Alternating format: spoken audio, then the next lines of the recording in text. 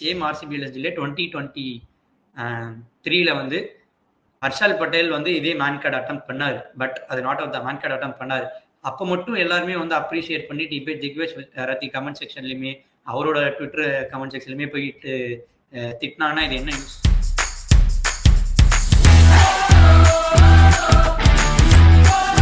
Iconic chase நேத்து Jitesh Sharma, Virat Kohli, hats off. Jitesh Sharma அந்த பாட்காஸ்ட்ல சொன்ன மாதிரி ஹி டிட் இட். பிரில்லியண்டான டேலண்ட் வச்சிருக்காரு and extraordinary chase, record breaking chase. அந்த 230 சேஸ் பண்ணி they march into play off as a strong team. So அதை பற்றி பேசலாம் அந்த வீடியோவில். ஸோ அஃப்கோர்ஸ் சப்ஸ்கிரைப் பண்ணிட்டு then share this video as much as possible. And ஒஸ்ட் கேப்டன்சி ஸ்டார்டிங்லேயே சொல்லிடுறேன், ரொம்ப மட்டமான கேப்டன்சி பண்ணாங்க ஜிதேஷ் சர்மா. ஏயா புவி 10 வருஷம் கழிச்சு ஒன் சேஞ்ச் பவுலராக வந்து போடுறாரு. புவியோட மெயின் ஸ்ட்ரென்த்தே வந்து அவரோட ஸ்விங் மட்டும்தான். அந்த ஸ்விங், ஏன்னா அவர்கிட்ட இப்போ பேஸ் ரொம்ப கம்மியாக இருக்குது. ஸோ ஸ்விங்கு தான் அவனோட மெயின் ஸ்ட்ரென்த். ஸோ அந்த அவரை போயிட்டு ஒன் சேஞ்ச் பவுலராக கொண்டு வருவாங்க. சரி, அட்லீஸ்ட் தேர்ட் ஓவர் கொடுப்பான்னு பார்த்தா தேர்ட் ஓவர் எஸ்டி அழுத்து தராங்க. இது என்ன கதைன்னு எனக்கு புரியவே இல்லை. அது மட்டும் இல்லாமல் ரொமாரியோ ஷெப்பர்டுக்கு 4 ஓவர் கொடுத்து கம்ப்ளீட் பண்ணுறாங்க. ஹூ எவர் த வேர்ல்ட், யார் ரொமாரியோ ஷெப்பர்டுக்கு 4 ஓவர் கொடுப்பாங்க? அவன் 2 ஓவர் வச்சு தள்ளலாமோ, சரி 4 ஓவரில் அவர் கொடுக்கறதுங்கிறது அநியாயம். கேப்டன்சி எனக்கு சுத்தமாக புரியல. Jitesh Sharma was literally clueless yesterday. ஆனால் அது பேட்டிங்கில் வந்து அடித்து ஹி ஓவர் ஷேடோட் எவ்ரிதிங். அது மட்டும் இல்லாமல் ரொம்ப மட்டமாக ஃபீல்டிங் பண்ணாங்க. ஆர்சிபியும் சரி ரொம்ப ஒஸ்ட்டாக ஃபீல்டிங் பண்ணாங்க. நிறையா கோல் விட்டாங்க, 4 விட்டாங்க. இந்த மேட்ச் வந்து டிபிக்கலாக ரெண்டு டீமே ரொம்ப கேவலமாக ஃபீல்ட் பண்ணாங்க. ஸோ ஐபிஎலோட ஃபீல்டிங் ஸ்டாண்டர்ட்ஸ் வந்து இட் ஹாஸ் கம் டவுன் டெஃபினட்டாக. அந்த பிபிஎல் அவரோட ஸ்டாண்டர்ட்ஸ்க்கு சுத்தமாக வந்து ஐபிஎல் ரைஸே ஆகாது இந்த ஃபீல்டிங்கோட பாயிண்ட் ஆஃப் வியூவில். அது மட்டும் இல்லாமல் ஜிதேஷ் சர்மாவோட பவுலிங் சேஞ்சஸ் வந்து ரொம்ப க்ளூலெஸ்ஸாக இருக்குது. பிளேயிங் 11 செலெக்ஷன் அதோட பெரிய க்ளூலெஸ்ஸாக இருக்குது ரெண்டு டீமுக்கும். ஆர்சிபிக்கு லியாம் லிவிங்ஸ்டன் இல்லையா, அதுக்கு டிம் சைஃபர்ட் எடுத்துன்னு வந்து அவரை ஆட வச்சு அவருக்கு ஒரு கேம் டைம் மாதிரி கிடைச்ச மாதிரி இருக்கும். லியாம் லிவிங்ஸ்டன் நீங்கள் பவுலிங்கும் கொடுக்கலன்னா அப்புறம் எதுக்கு அவர் ஆட வைக்கணும் சொல்லுங்கள் முதல்ல. அது மட்டும் இல்லாமல் டெத் பவுலிங்கு அதுக்கும் மேலே. எஸ்ஜேஆலுக்கு 1 ஓவர் பாக்கி இருக்குது. அப்போது நீங்கள் ரொமாரியோ ஷெப்பர்டுக்கு லாஸ்ட் ஓவர் போகிறீங்க, ஏன்னா லெஃப்ட் ஹேண்டர் 2 பேர் இருக்காங்க. என்ன லாஜிக்னு எனக்கு சுத்தமாக புரியவே இல்லை. சத்தியமாக இந்த 2-3 மேட்சாக வந்து ரொம்ப அடி வாங்குறாரு. Is getting exposed once again. அந்த கேகேஆருக்கு விளாண்ட சுயா சர்மாவோ இஸ் கெட்டிங் டர்ன். ஸோ நீங்கள் வந்து எல்எஸ்ஜி மேத்யூ பிரெட்ஸ்கி ஆட வச்சாங்க. மேத்யூ பிரெட்ஸ்கி இனிஷியலி நல்லா ஸ்டார்ட் பண்ணார். ஸோ ஓவர்சீஸ் பேட்டராக ஃபஸ்ட்டு எடுத்தோடனே எல்லா பாலும் அடிக்காமல் பொறுமையாக ஹிட் டுக்கிஸ் டைம். அதே மாதிரி ஒரு 2-3 6 பேட்டில் பட்டுது. பட் டெஃபினட்டாக அந்த இன்னிங்ஸ் இன்னும் கொஞ்சம் கன்வெர்ட் பண்ணியிருக்கலாம் அடுத்து. ஏன்னா he got the start, 10 ball ஆடிட்டார் அப்படிங்கும் போது டெஃபினட்டாக அந்த இன்னிங்ஸை கன்வெர்ட் பண்ணியிருக்கலாம். So he fail to do it. And yet again Rishabh Pant number 3 வந்தது. நான் பூரா 100 ரூபா நினைச்சேன். ரிஷப் பண்ட் நம்பர் 3 ரெஸ்பான்சிபிலிட்டி எடுத்து வந்திருக்காரு. அண்ட் இன்னைக்கு போட்டு பொலன்னு பொழந்துட்டாரு. எல்லா பவுலர்ஸையும் போட்டு பேத்து எடுத்துட்டாரு. பூவி ஒன் சேஞ்ச் பவுலர் கொடுத்தாங்க, அது ஒரு பெரிய பிளண்டரு. அங்கேயே வந்து லாங் ஆஃப் மிட் விக்கெட் எல்லா பக்கமும் அட்டி பொழந்தாரு இன்னைக்கு. அதான் அந்த ப்ரெஷரே இல்லாத டைமில் ஃப்ரீயாக ஆடுவாங்க. ஸோ அப்படி ஃப்ரீயாக ஆடும்போது எப்பேற்பட்ட ஃபார்மில் நீங்கள் இல்லைனாலுமே நீங்கள் வந்து இந்த ஃப்ரீயாக ஆடும்போது you get the time to express yourself. So அப்படிங்கும்போது Rishabh Pant once again he proved himself. 100 run அடிச்சாரு. அது அந்த ஒரு செலிப்ரேஷன் வந்து பயங்கரமாக இருந்துச்சு. அண்ட் அவர் ஏற்ற மாதிரி நீங்கள் சஞ்சீவ் கோயங்காவும் ஸ்டேடியமில் இல்லை. அந்த செலிப்ரேஷன் பயங்கரமாக இருந்துச்சு. அந்த குட்டிக்காரன் அடிச்சது சூப்பராக இருந்துச்சு. அண்ட் ஆப்வியஸ்லி அடுத்து இங்கிலாந்து டூருக்கு முன்னாடி இட்ஸ் ஓகே, டிஃப்ரெண்ட் பால் கேமாக இருந்தாலுமே இங்கிலாந்து டூருக்கு முன்னாடி ஒரு கொஞ்சம் லைட்டாக ஒரு கான்ஃபிடன்ஸ் பூஸ்டர் கிடச்ச மாதிரி இருந்துச்சு ரிஷப் பண்ட்டுக்கு. And when Rishabh Pant gets going பயங்கரமாக இருக்கும் அவர் ஆடுற ஷாட்ஸு எஸ்பெஷலி. ஏன்னா ரிஷப் பண்ட் ஒரு 29 பால் ஆடிட்டாருன்னா அங்கேயே உங்களுக்கு வந்து he score like quick 60-70 runs. So அப்போவே வந்து உங்களுக்கு அந்த கேம் வந்து பாதி கேம் ஓவர் ஆகிடும். ஏன்னா எல்லா ஷாட்ஸுமே வச்சிருக்காரு. அண்ட் அது மட்டும் இல்லாமல் பவர் பயங்கரமாக வச்சிருக்காரு. ஒத்த கையில் 6 அடிக்கிறாரு. அப்புறம் அந்த பிரச்சனையை லெஃப்ட் ஹேண்டில் ஹேண்டில் பண்ணுற மைக்கேல் லெசிங் பிரச்சனையை லெஃப்ட் ஹேண்டில் டீல் பண்ணுறாரு. போட்டு பொழந்தார் ரிஷப் பண்ணிட்டாங்க. RCB look clueless. அவர் விக்கெட்டே வந்து எடுக்க முடியல, எந்த பவுலர்னாலும் எடுக்க முடியல. ரொம்ப க்ளூலெஸ்ஸாக இருந்தாங்க நேற்று பவுலிங்கில். அண்ட் அது மட்டும் இல்லாமல் ஒரு எண்டில் மிச்சல் மார்ஷ் இனிஷியலி ரொம்ப ஸ்லோவாக ஸ்டார்ட் பண்ணார். அவர் பேட்டில் படவே இல்லை. ஒரு 20 பாலுக்கு 18 என்னமோ தான் இருந்தார். அதுக்கப்புறம் he took his time. He stood இந்த ரிஷப் பண்ட்டுக்கு சிங்கிள் கொடுத்தாரு. கிராஸ் ஷாட்ஸ் எதுவும் ட்ரை பண்ணாமல் சிங்கிள் கொடுத்தாரு. அது மட்டும் இல்லாமல் அவருக்கு ஒரு 2 பால் பேட்டில் பட்ட உடனே அங்கேயே வந்து அவருமே வந்து 60-70 ரன்ஸ் அடிச்சாங்க. பூரான் கடைசியில் கொஞ்சம் கேபிட்டலைஸ் பண்ணியிருக்கணும், ஆனால் அது பண்ணலை. பூரானுக்கு நீங்கள் பேட்டில் படவில்லை.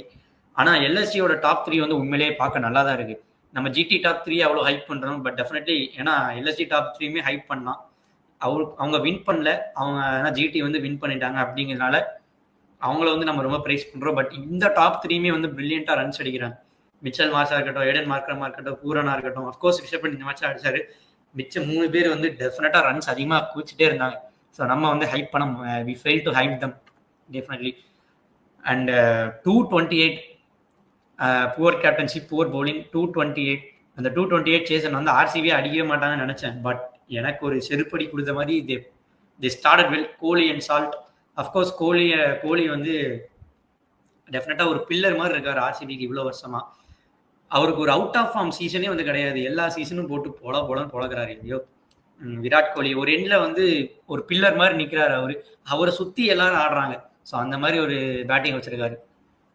அண்ட் பவர் பிளேல பயங்கரமா டேக் ஆன் பண்றாரு. He took early retirement ahead of T20 அப்படிங்கிறதும் வந்து தோணுது.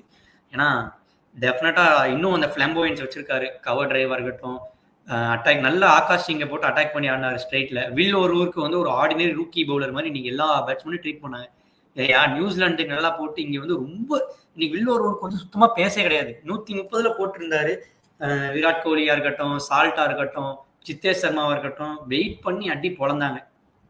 ஸோ வில் ஒரு ஓவருக்கு வந்து இன்னைக்கு சுத்தமாக நீ பேசே வந்து போடவே இல்லை. அது மட்டும் இல்லாமல் ஃபீல்ட் செட்டுக்கு ஏற்ற மாதிரி ஒரு பவுலிங்கே கிடையாது வில் ஒரு ஓவர்கிட்ட. And Kohli of course he showed his class, consistency எல்லாமே காமிச்சாரு. And Phil Salt crucial 30 quick 30 அடிச்சுட்டு அவருமே அவுட் ஆகிட்டாரு. So Mayank Agarwal I thought he will bat at number 3 இன்னைக்கு. ஆனால் நம்பர் 5 வந்தார். நம்பர் 5 வந்து அவருமே வந்து பால்ஸை வேஸ்ட் பண்ணாமல் ஒரு 200 செகண்ட்ல அவரும் ஆடிட்டாரு பாருங்க. 5 4 அடிச்சாரு. அது மட்டும் இல்லாமல் அவர் அடிச்சதே தெரியல. ஏன்னா ஒரு பாலுமே வேஸ்ட் பண்ணல. He try to take singles, doubles. நடுவில் கொஞ்சம் ஸ்லம்ப் ஆனாங்க. விராட் கோலியும் லியாம் லிவிங்ஸ்டோன் அப்படி சொல்லி வேஸ்ட். ஒன்றுத்துக்கு லைக் இல்லை. சத்தியமாக அந்த T20 வந்து இன்னைக்கு ஐ தாட் லியாம் லிவிங்ஸ்டோன் அடிப்பார்னு தான் நினச்சேன். பட் ஓடிஐல காட்டுற கன்சிஸ்டன்சி மாதிரி T20ல அவர் சுத்தமாக காட்ட மாட்டார் லியாம் லிவிங்ஸ்டோன். அங்கேயே மேட்ச் வந்து முடிஞ்சதுன்னு நான் நினச்சேன் நான். ஏன்னா ஆனால் I don't know why Himmat Singh அந்த எல்எஸ்ஜியில் ஹிம்மட் சிங் ஒருத்தர் ஏன் ஆடுறான்னு தெரியல. லாஸ்ட் 3 மேட்ச் அவருக்கு பேட்டிங்கும் கிடைக்கல, அது மட்டும் இல்லாமல் பவுலிங்கும் போட மாட்டார். அப்படிங்கும்போது பிரின்ஸ் யாதவ் மாதிரி ஒரு genuine talent, genuine death bowler நீங்கள் வந்து வெளியே உட்கார வச்சிருக்கீங்க. எனக்கு இந்த இது வந்து புரியவே இல்லை. அப்படி நீங்கள் ஹிம்மட் சிங் வந்து பேட்டிங் நீங்கள் தேவைப்படுதுன்னா டெஃபினட்டாக நீங்கள் வந்து அவரை இதுவாக யூஸ் பண்ணலாம், இம்பாக்ட் சப்பாக யூஸ் பண்ணலாம். ஸோ அதை வந்து இன்னைக்கு சுத்தமாக 3 மேட்ச்மே பண்ணவே இல்லை. அண்ட் இன்னைக்கு டெஃபினட்டாக 5 பவுலர் வச்சு எக்ஸ்போஸ் ஆகிட்டாங்க. ஒரு பவுலர் ஷார்ட் மாதிரி தான் தெரிஞ்சாங்க. ஆயுஷ் பதோனி வந்து 19th ஓவர் பவுல் பண்ணும்போது தெரிஞ்சது. அண்ட் அஃப்கோர்ஸ் சேஸ் வந்து எல்லா ஃபேஸஸ்லையும் வின் பண்ணாங்க. அந்த ரன்ஸ் வந்து வந்துட்டே இருந்துச்சு. ஆட் பவுண்டரிஸ் ஃபைன் பண்ணிட்டே இருந்தாங்க. அண்ட் ரஜத் பட்டிடார் சுத்தமாக அவருக்கும் வந்து பேட்டில் படவே இல்லை. அவரோட ஹாரிபிள் சீசனாக இதுவுமே வந்து டேர்ன் அவுட் ஆகிட்டு இருக்கு. ஏன்னா ஃபர்ஸ்ட் ஒரு 6-7 மேட்சஸ் அடிச்சாரு. அண்ட் அடுத்த ஒரு 7 கேம் சுத்தம் ஃப்ளாப்பு, பேட்லேயே படலை அவருக்கு. அப்படிங்கும்போது இது ஒரு it's turning out to be horrible season for him also. ஏன்னா அவர் வந்து இந்த மிடில் ஆர்டருக்கு ரொம்ப முக்கியம். க்ரூஷியல் 20 ரன்ஸ் அடிப்பார். And RCB bowling Nuwan Thushara stood out today. Excellent lengths போட்டார் இன்னைக்கு. அந்த பிரெட்ஸ்கி எடுத்தார் பாருங்க லேட் ஸ்விங்ல, பயங்கரமா போட்டார் இன்னைக்கு. அவர் வந்து ஒரு தனி பவுலர் மாதிரி தெரிஞ்சார் இன்னைக்கு. இந்த 220ல 4 overs 28 நீங்க கொடுத்தாலே நீங்க வந்து யூ ஸ்டுட் அவுட் அப்படின்றதான். லேட் ஸ்விங்கா இருக்கட்டும், அதுவும் he kept the batsman guessing. அடுத்து ஷார்ட் வரும், ஷார்ட்டர் பால் போடுவாரா, பவுன்சர் போடுவாரா, இல்ல யார்கர் போடுவாரா, ஸ்லோயர் ஒன் போடுவாரா, he kept the batsman guessing. So அதுதான் அவரோட பெரிய ஸ்ட்ரென்த்தா நான் வந்து பார்த்தேன். பேஸ் கிடையாது, பட் லைன் லென்த் பக்காவா இருக்கு நுவான் துஷாரா கிட்ட. பட் அன்பார்ச்சுனேட்லி அடுத்த match he have to leave way for Hazlewood. bowling வந்து அவங்களுக்கு ஷாபாஸ் அகமது யூஸ் பண்ணி போட்டாங்க. ஷாபாஸ் அகமதால போட்டு பேத்து எடுத்துட்டாங்க இன்னைக்கு. நீங்க அந்த ஃபிக்ஸ் பவுலிங் ஆப்ஷன் வந்து அவங்க ரொம்ப மிஸ் பண்றாங்க. டெஃபினட்டா பிரின்ஸ் யாதவ் ஒரு பிரைமரி பேஸரா ஆடி இருந்திருக்கலாம், ஏன் ஆடலன்னு தெரியல. ஆனா ஆகாஷ் தீப் நீங்க ஆடிந்தாலே வில்லோரு கொடுத்த ரன்ஸ் வந்து கொடுத்துருக்க மாட்டாங்க. வில்லோரு ரொம்ப பேட், ரொம்ப ஆஃப் டே, பயங்கரமான ஆஃப் டே. ஃபீல்டிங்குமே வந்து அடிமட்டமான worst display of fielding. 20 run 30 run ஃபீல்டிங்ல விட்டாங்க. அதுல 20 ரன் வில்லோரு கொடுத்தாரு. அவரோட கோட்டா 74 ரன் சூப்பர். ஐயோ, அது மட்டும் இல்லாம 20 ரன் அவரோட பேங்க்லயும் சேர்த்துக்கணும். 95 ரன் வித்துருக்கிறாரு அவர் மட்டும். டிசப்பாயிண்டிங் பெர்ஃபார்மன்ஸ் பை வில்லோரு. அண்ட் ஜித்தேஷ் சர்மா இன்னைக்கு தான் வந்து அவரோட பிரைஸ் டேக் 8 crores வந்து ப்ரூவ் பண்ணியிருக்காரு. இவ்வளோ நாள் ஆன் அண்ட் ஆஃபாக இருந்திருக்காரு. ஆனால் ஜித்தேஷ் சர்மா வந்து அந்த ஷார்ட்ஸ் பயங்கரமாக இருக்கு. ப்ராப்பர் கிரிக்கெட்டிங் ஷார்ட்ஸ் தான். இந்த ஸ்கூப் ஆடல, ரிவர்ஸ் ஸ்வீப் ஆடல, எதுவுமே ஆடல, ப்ராப்பர் கிரிக்கெட்டிங் ஷார்ட்ஸ் தான். அது வில் ஒரு ஊருக்கு போகிற 130க்கு வந்து நவுந்து போய் எக்ஸ்ட்ரா கவர்ஸ் மேலே 4 அடிக்கிறார், 6 அடிக்கிறார் பாருங்க, பயங்கரமாக ஆடுறாரு. அது மட்டும் இல்லாமல் லாங் ஆன் லாங் ஆஃப் அந்த ஸ்ட்ரெயிட் பேட் வந்து பயங்கரமாக இருக்குது. அண்ட் அவளால் எல்லா ஷாட்ஸும் ஆட முடியும், புல்லும் ஆட முடியும், அதே மாதிரி நவுந்து போய் எக்ஸ்ட்ரா கவர்ஸ் மேலே 6 அடிக்க முடியும், பாயிண்ட் மேலே தூக்கி அடிக்க முடியும், ஸ்ட்ரெயிட்டில் லாங் ஆன் லாங் ஆஃப் மேலே தூக்கி அடிக்க முடியும், மிட் விக்கெட் மேலே தூக்கி அடிக்க முடியும், எல்லா ஷாட்ஸும் பேங்க்ல வச்சிருக்காரு. when he gets going he looks like a different batter altogether. and RCB and LSG ஓட கேப்டன்சி, ரிஷப் பண்டோட கேப்டன்சி வந்து கொஞ்சம் பிலோ பாரா தான் இருந்திருக்கு.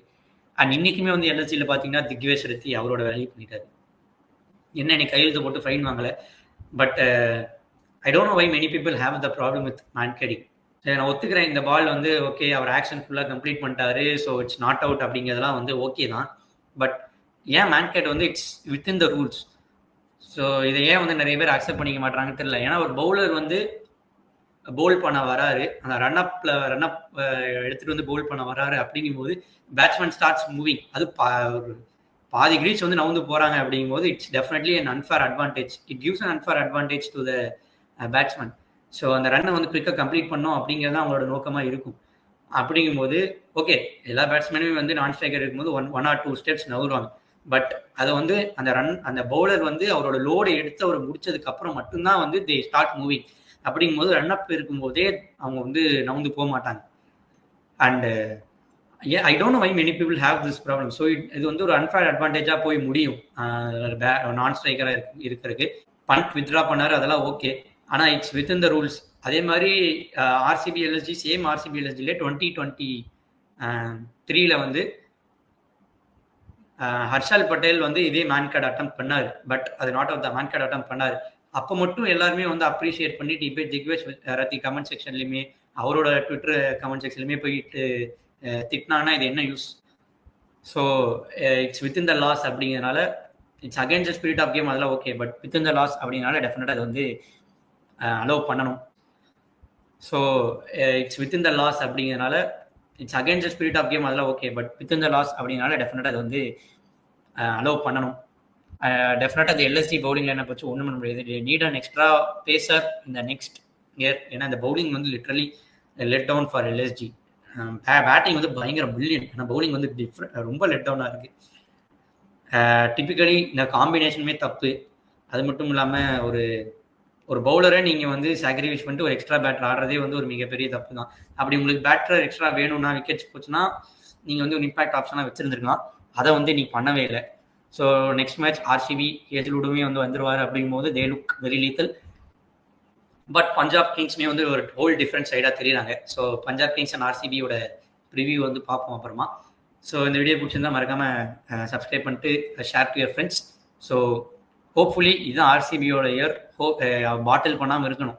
இந்த இட்ஸ் நவ் ஆர் நெவர். இந்த வருஷம் RCB கப் அடிக்கலைன்னா டெஃபினெட்லி அடுத்த 2-3 yearsக்கு it's going to be very difficult for them. ஏன்னா this is set up for RCB to win and hopefully they win.